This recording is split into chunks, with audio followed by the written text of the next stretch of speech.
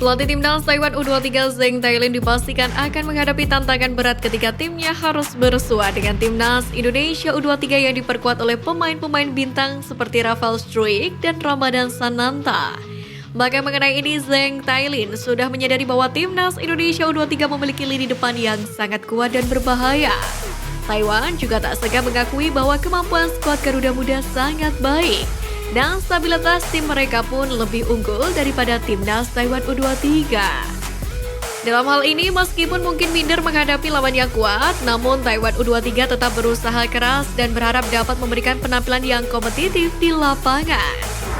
Pelatih timnas Turkmenistan Mergen Orazo menurut laporan Orient merelakan pemain andalannya untuk membela tim U23 pada kualifikasi Piala Asia U23 2024. Padahal tim senior Turkmenistan sendiri juga akan menghadapi timnas Indonesia di FIFA Matchday.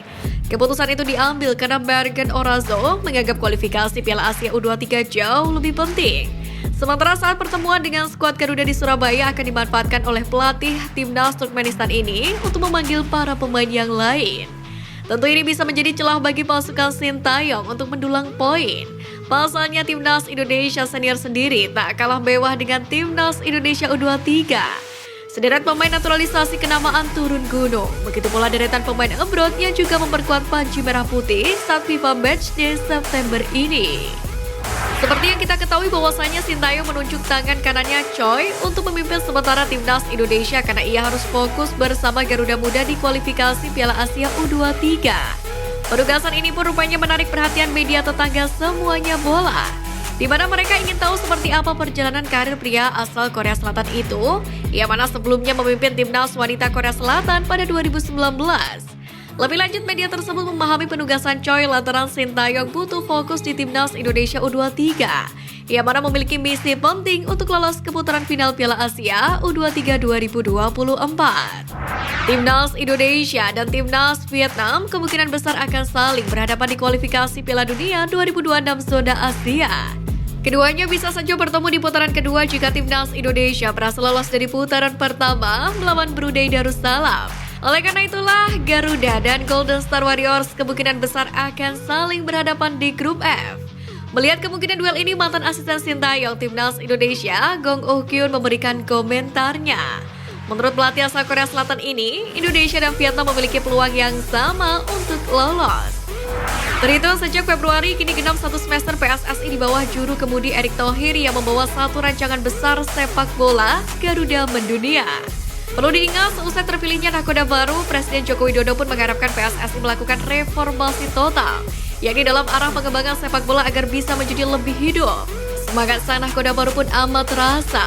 Belum dilantik pun Erick Thohir telah menebar senyum sumringah di atas bus yang berpawai bersama timnas U23 yang sukses membawa kembali medali emas SEA Games yang telah 32 tahun tidak dimiliki. Kemudian, sebelum dilantik pada bulan Mei, Erick Thohir juga telah meloncong ke negeri Samurai, yaitu untuk berguru, dan outputnya adalah PSSI dipastikan menjalin kerja sama dengan Japan Football Association atau JFA.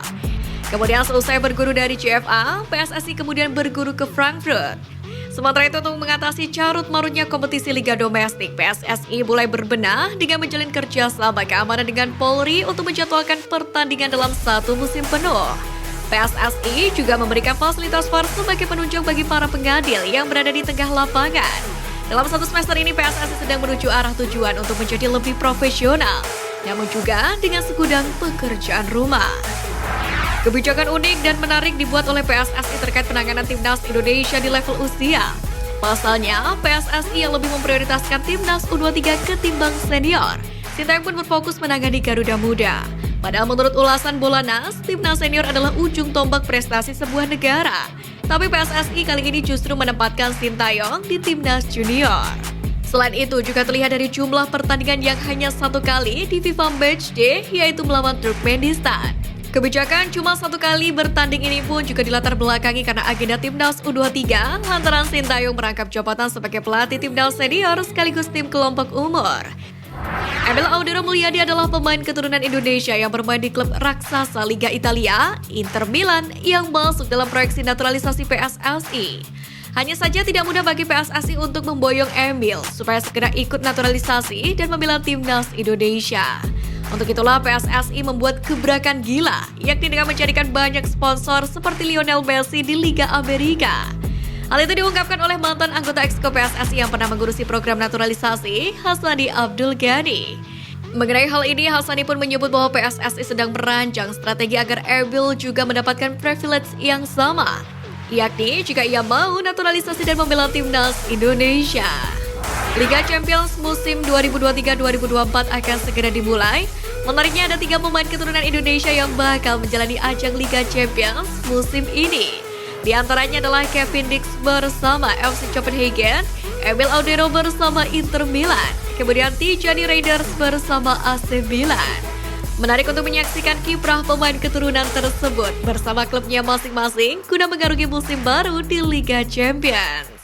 Seiring dengan perkembangan, Persebaya Surabaya kini mengalami perubahan dalam hal suplai pemain ke timnas Indonesia. Meskipun sebelumnya dikenal sebagai sumber pemasok pemain untuk timnas, situasinya berbeda kali ini. Meski demikian, Uston Nawawi, salah satu pilar penting Persebaya Surabaya, mengambil sikap positif. Ia menyatakan tidak ada masalah dengan keputusan tersebut. Bagi Uston, yang terpenting saat ini adalah para pemain Persebaya harus fokus pada kompetisi liga yang sedang berlangsung. Sebenarnya, banyak para penggemar sepak bola yang dibuat bingung tidak ada anak didik Uston Nawawi yang dipanggil memperkuat timnas. Sebenarnya ada nama Hernando Ari, namun ia membela timnas Indonesia kelompok umur. Federasi Sepak Bola Dunia atau FIFA resmi meluncurkan logo dan maskot Piala Dunia U17 2023 pada Jumat kemarin. Logo Piala Dunia U17 2023 di Indonesia terinspirasi warna bendera nasional Indonesia, laut biru hijauan, dan arusnya yang mengalir melintas Nusantara. Mahkota bergambar bola mewakili hasrat global akan permainan yang digembari seluruh dunia. Sementara itu, Bakuya, badak cula cahaya, bakal menjadi maskot turnamen Piala Dunia U17 ini. Badak bercula ini mengacu pada nama hewan asli Indonesia.